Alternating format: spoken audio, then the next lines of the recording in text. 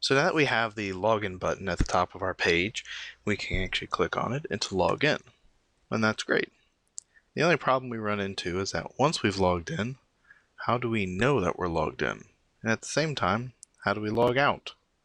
So if we come up here, we log in, we get redirected back to the default page once we've logged in. But there's nothing really that tells us that we're logged in or even gives us an option to log out. So let's make that happen.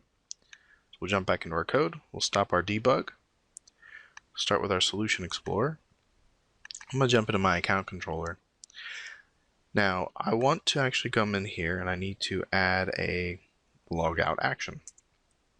So a logout action will be public action result, logout.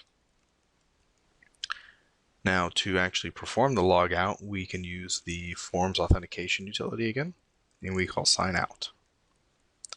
And then we can return a redirect action, and we'll just redirect back to the login action. That will then show us the login page again. So we'll go ahead and leave that piece there. And then let's jump back into our layout. Now under our layout, we want to modify, let's get this out of the way. We want to actually modify this li that we have here now. So inside of the layout, we can actually do a conditional. We can do an if statement. We can say if, and there's a property off of the view, just like the HTML property that we use for our HTML helpers. There's another one called request. And request has a special Boolean called is authenticated. And that coupled with the forms authentication utility that we used in our account controller, it allows us to know whether the user is logged in or not. So we can say if is authenticated, we want to do a certain action or present a certain piece of HTML. And if not, or else, we want to present them with the login. So what do we do if the user is authenticated? Well, then we want to show them an li with HTML action result, or I'm sorry, HTML.action link. And then we want this to say logout.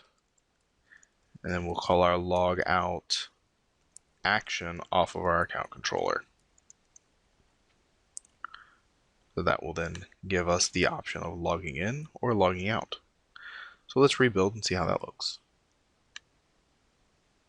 So from here, we'll go to login. And then we'll log in with our username and password. And click login. Now, a successful login will redirect us to the home page, which it did, and it presents us with a log out option now. So now we can log out of our application.